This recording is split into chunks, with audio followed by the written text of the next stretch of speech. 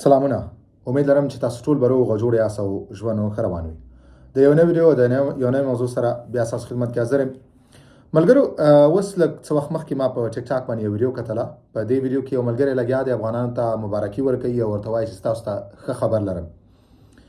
ښه خبر دی دا بیانوي چې په 2040 په اوله میاشت کې به ډوبلن قانون مکمل ډول باندې ختم شي. نور به هیڅ ډوبلن قانون نه وي او هر څوک چې هلته راځي هغه به نورمالي. هر کله چې دغه ویډیو ما وکتله نو زه مجبور شم چې په دې باندې یو ویډیو جوړه کړم. دغه ویډیو ډیره زیاته شیر شوې وه، ډېر ویوز یې وه، ډېرو خلکو کتلې وه.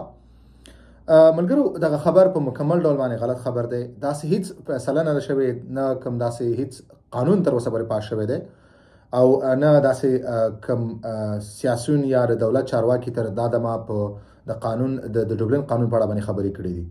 نه په فرانسه کې او نه د اروپایي ټولنې کوم غړي چارواکي یا سیاسیون په دې اړه باندې کومې خبرې کړې دي. نو دا خبر په مکمل ډول باندې دروغ خبر دی. بله خبره دا ده چې دغه ډوبلن چې کوم دی دا د ځان له د فرانسې قانون نه دی، دا د ټولې اروپایي ټولنې په شریکه یو قانون دی او دوی په شریکه جوړ کړی دی. نو دا یو هیواد فرانسه یا جرمني یا بل هیواد دا قانون په ځان ته دوی دغه قانون نه ختمولی شي او نه په دې اړه باندې کوم تصمیم نشي نیولی. هر کله چې دې قانون په اړه باندې کوم تصمیم نیول کېږي یا په دې کې کوم تغییرات راځي یا دې په اړه باندې کوم فیصله کېږي، دا به د ټولې اروپایي ټولنې د ټولو هیوادونو په خوښه باندې کېږي. دا داسې قانون نه دی چې یو فرانسه دلته اعلان وکړي چې موږ دا قانون ختم کړو، یا جرمني یا بلجیم یا بل هیواد.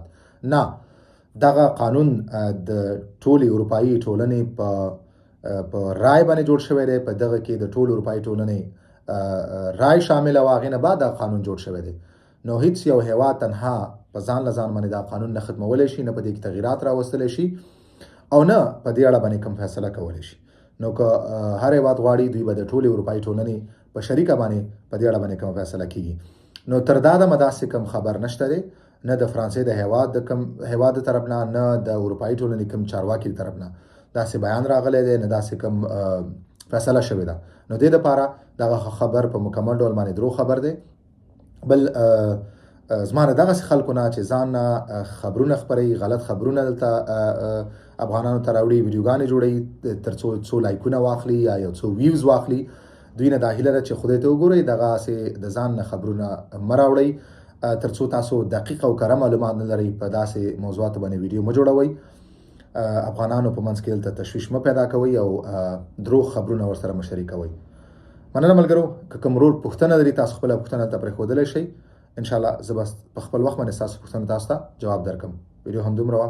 په مخامخه